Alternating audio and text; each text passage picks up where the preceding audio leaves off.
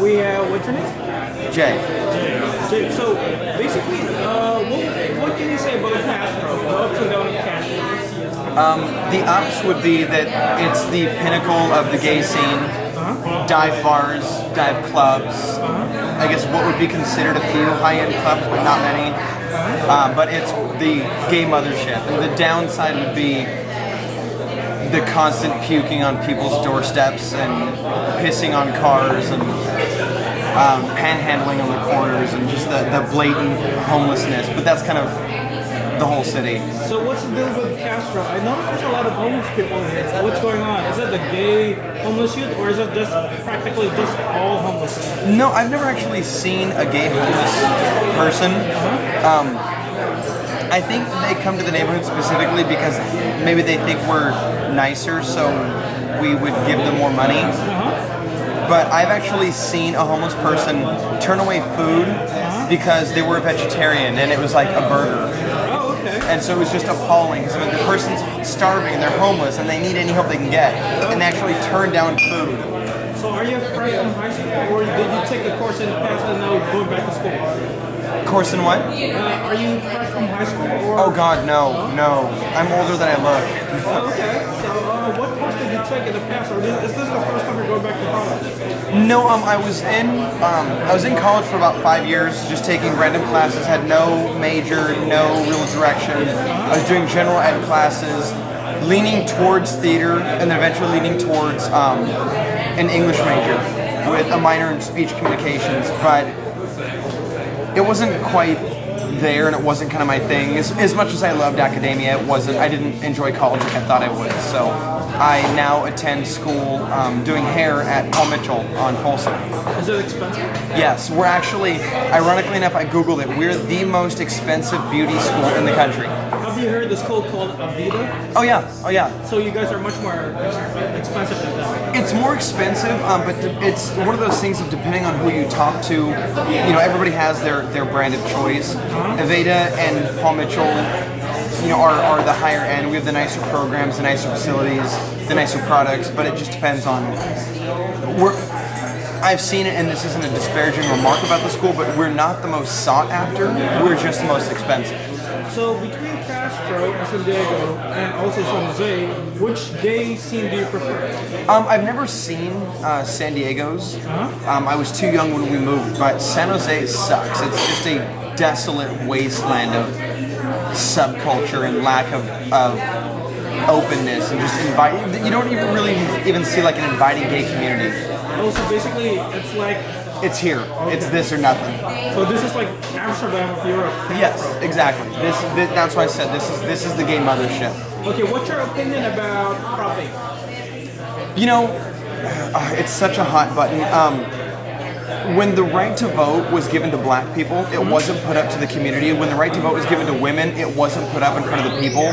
So I don't see why ours was. I don't see why the initiative was ever given even the chance to be turned down in court, because 50 years from now, we'll look back on this and we'll go, well, that was stupid. Why would you deny someone's rights? The same way we look at, a black person voting. We have a president who's mixed race, and you look at it and you're like, of course we do, and it seems so commonplace, but you look at it now and you don't understand why it took so long to get there. That's how it always should have been. Okay. So you look at gay rights, and it's just stupid that we're fighting as hard as we are and getting nowhere so far. Okay, growing up as a gay guy, are you, starting from younger, were you gay, or did you just become gay recently? Oh no, God no, I've been gay since junior high, since the 6th grade. I knew I was gay, yeah. What is your opinion about the stereotypes of hetero people about the gay culture? Living here, I see that some of the stereotypes are true. I think most stereotypes are based on fact on some level, whether they're exacerbated or not. But I have seen the queenie, effeminate, hand-flailing, pink-wearing, traditional gay guy that, they mock in movies and on TV, and that even, my brother makes fun of because he's your typical misogynistic straight guy. But, I think all stereotypes are based on some truth, but it's a generalization. I mean, I'm as gay as they come, and I have pink clothing, but I'm not, decked out in my queer attire tonight, so. So, in your opinion, what would you classify yourself as, a butch gay, femme gay? No, I'm queer. Yeah, I mean, I'm not butch by any means, but I'm not as effeminate as they come. I mean, I see nothing wrong with being on either end of the spectrum. I have an issue with gay guys who label themselves as like straight acting. If you wanted to act straight, that means that you see something wrong with just kind of being the way you are. If you're just a butch gay guy, then that's one thing. But call yourself that. To say that you're straight acting is to kind of degrade the gay community and say that, oh, I am one of you, but I don't act like that. Okay. So it's a little disheartening. So I noticed in Castro, some people would refer Castro as majority of the gay guys here are older than 30 or 40 years old. Only a few younger gay guys hang around here. Is that true? No. I actually see the majority of the people that I see out are in their early to mid 20s. You see a lot of kids who come out and they're like just 21. Okay. So they're experiencing the scene. But most of the people that go out, my group of friends are all about my age, and they range anywhere from say 25 to 35. But for the most part, you see, mainly newbie kind of kids in the gay community. They're 21 to 25 and seeing what the gay clubs are like. One thing I noticed about as a bodybuilder, I noticed at the gym, there's a lot of closer case married guys who would experiment with gay guys or bisexual guys. What is your opinion about that topic? I think, there are negative ways to look at everything, and I think that's a very positive way to look at something. If somebody's questioning their sexuality and they're unsure of how they feel, the fact that there is a safe place, granted the gym wouldn't be what you'd expect to be that venue, but that there is a place that they can go and look at other guys work out. It's basically like watching live porn. You watch guys work out, they shower, they're in the steam room. There's no interaction necessarily between them, but they get the experience of being around it, just being in at least a close vicinity to it. Okay. Because a lot of them would never approach somebody in a club or on the street or in a restaurant. So I think it's fine. I think it's kind of fun actually. Okay. So what is your opinion about bisexuality and bi-curious guys? Is it fact or is it like gay guys that can't come out? I always said buy now, gay later. I've never met a single, and this isn't to say that there aren't, but I've never met a single bisexual man who stayed bisexual. Eventually they come out as gay. I think it's a stepping stone.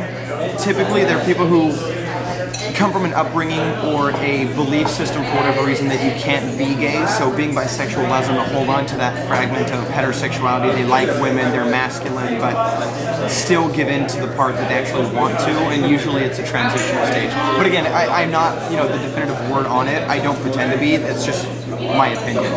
Are majority of the gay community Democrats or Republicans? Most of us that I've seen are Democratic. I do know a few Republican gays, but I could probably count them on two hands if that. Mainly because our topics are more liberal, they're more outspoken, and they're typically more crass. With Prop 8 right now, one of the standpoints is they're going for what they're calling the ick factor.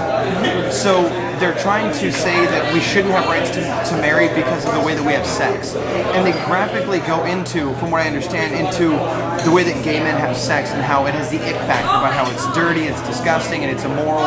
And they're using that, and for us, anal sex isn't an ick thing, it's a natural topic. So if you have topics like that throughout your regular life, you tend to be more of a liberal person. Things like that are more open, they're more understandable, and they're more easily expressed. Oh, okay. So, and your opinion about the gay dating scene, according to the straight survey, that majority of the time, couples within the gay community don't last more than 1 year.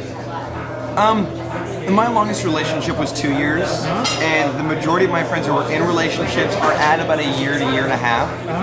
I do think there's an issue with relationships and monogamy, but I also know people who've been together. I know one couple that's been together for 8 years. I know one that's been together for 11 years, and they're my age. I mean, these are guys that met their high school sweethearts literally in high school, and 11 years later, they're still dating. They're still seeing each other. They're still happy. So I think that stems from the thought that monogamy is a failed ideal in the gay community, but I mean, look at the divorce rate of heterosexual marriages. It's over 50%, but it's easier for them to point the finger at us.